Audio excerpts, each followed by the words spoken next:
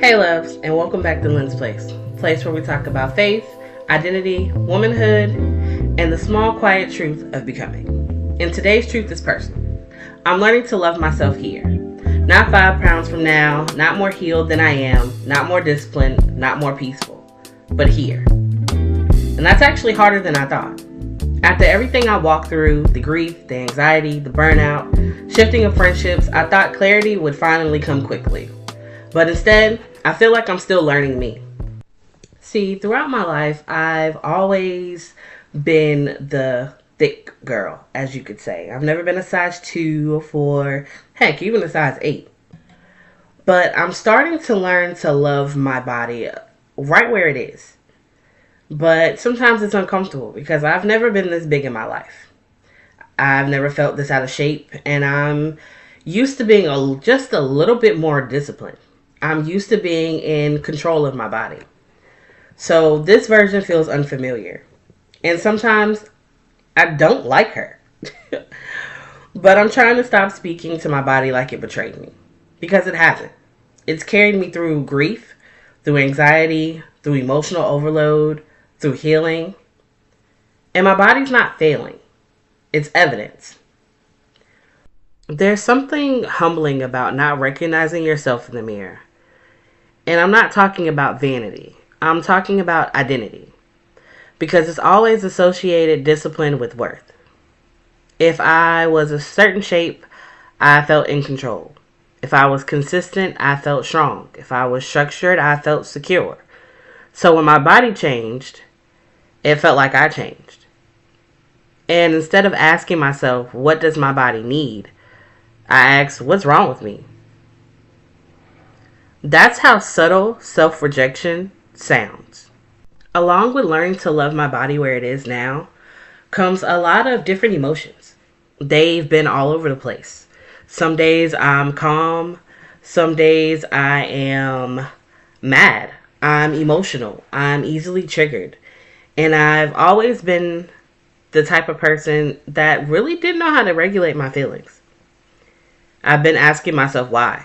And I think part of it is I'm realizing that some of the things I'm healing from weren't my fault. And that realization makes you angry before it makes you peaceful. Because I let it damage me to my core. Not intentionally, not knowingly, but I did. And now I'm sitting with it. I'm learning that healing isn't always soft. Sometimes it's anger. Sometimes it's grief layered on top of grief. And instead of letting those emotions sit and fester, I talk through them. And anybody that knows me knows I don't like to talk. So I sit and talk with my best friend, my husband, but I don't let it grow roots in silence anymore. I release them. And that's new to me. There's always something about healing that people don't talk about. When you realize something wasn't your fault, there's relief, but that anger. Because now I see what I tolerated. I see what I normalized. I see what I carried that wasn't mine. And part of loving myself here is forgiving myself for surviving in ways I didn't know were survival.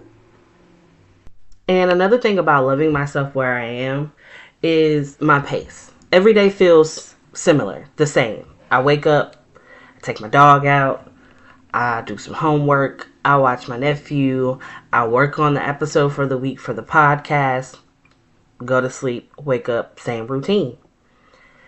Part of me wants faster, bigger, different, but I know that right now this is my sit still and watch God work season. And I don't like sitting still, but I trust it. One way I'm honoring this slow season is being present. Small moments, big moments, not rushing through them, not wishing them away. I'm reading my Bible more. Not to say that in a performative way, I'm just reading my Bible more. I'm praying a little more day by day. No longer prayers, no polished ones, just honest ones. And maybe that's enough. Loving yourself in becoming is different than loving yourself in arrival. It's loving yourself in the weight gain, in the emotional waves, in the slow seasons, in the unfinished growth.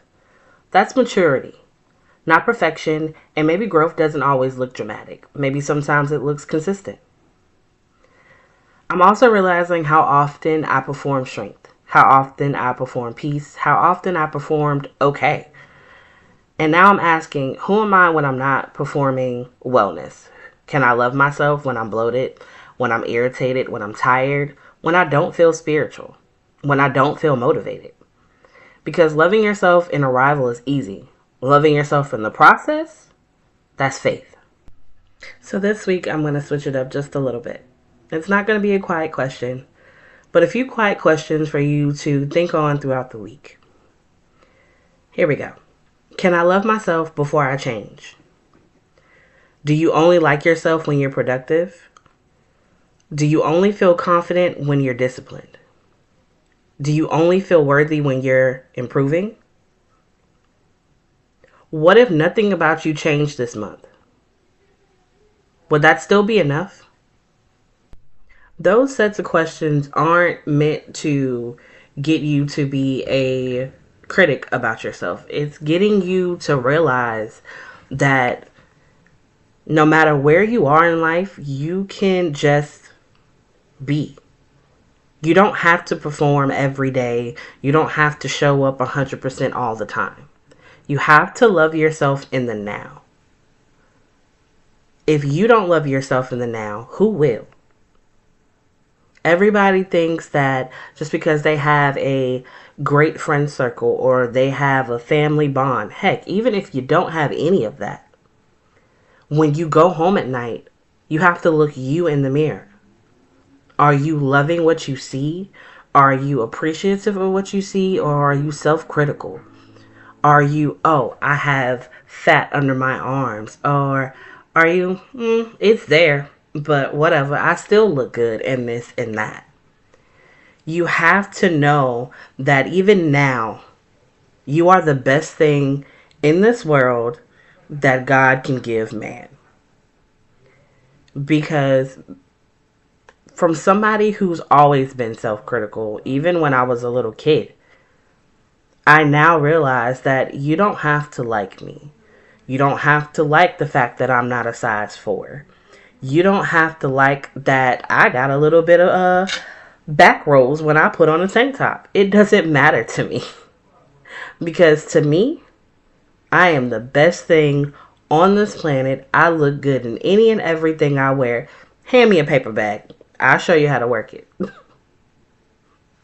But no, honestly, maybe loving yourself here doesn't mean that you're settling. It means you're stopping the war in your mind. You're stopping the timeline of comparisons. You're stopping the silent pressures to be further along. Sometimes growth doesn't start with discipline. It starts with compassion.